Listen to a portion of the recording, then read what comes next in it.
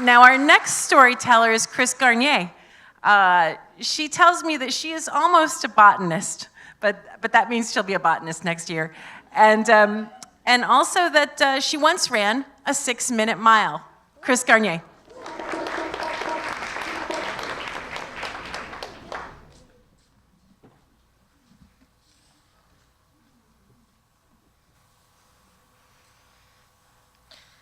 Ow!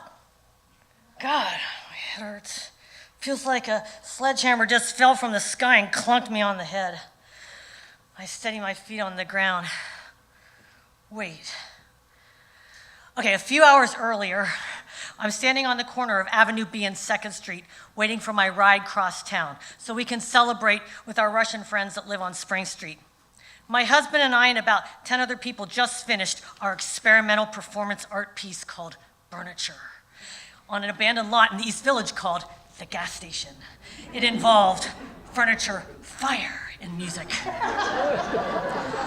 Me, I am an aspiring new music composer. My husband, an ambitious, cutting-edge French producer / performance artist. Well, that's in the evening, really. I am a bookkeeper for a record company, and my husband is a designer for a boxing magazine. Still, we are making it in the world of up-and-coming artistes. New York City, 1986. It was very important for me to look the part of emerging avant-garde composer. I wore flamboyant, mismatched clothing, and I had this hair design concept. I made it up one day when I was stoned.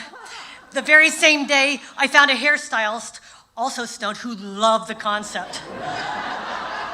So, he cut my hair very short on one side, leaving it very long on the other side.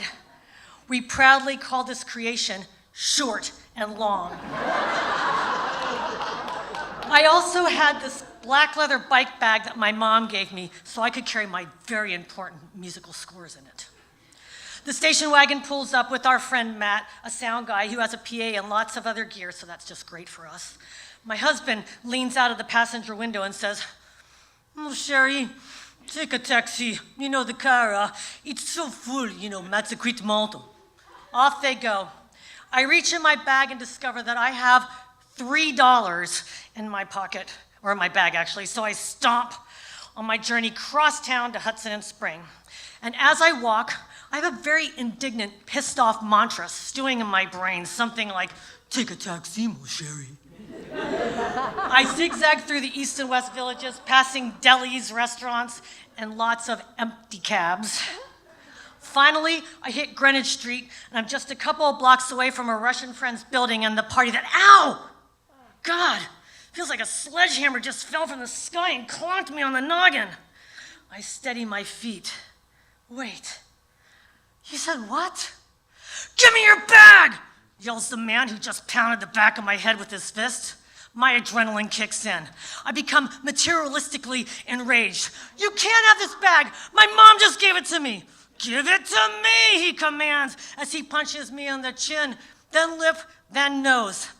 This is the moment when I realize that while this man has no weapon, he is quite a bit stronger than me. He grabs my bag, still strapped to my shoulder. I pull it back and plead, "But it has my musical scores in it." He's jerking me around by the strap. "I have $3, I offer, crying. "Lady, I want the bag." I hear a siren. He pulls hard, kicks me in the shin. I crumble to the street, and just as fast as he appeared, he disappears into the shadows of the vacant buildings. A cop car comes squealing around the corner. I point and say, "You went that way." I get up. I wobble towards our Russian friend's building about a block away. I knock on their hard metal fire door. Polina opens it, her tipsy party smile disintegrates fast. I sway. I wipe off the blood and snot from my face that actually really hurt. I smile deliriously as cartoon stars and birds are orbiting and tweeting around my head. "It's okay," I say. "He didn't get my bag." Yeah.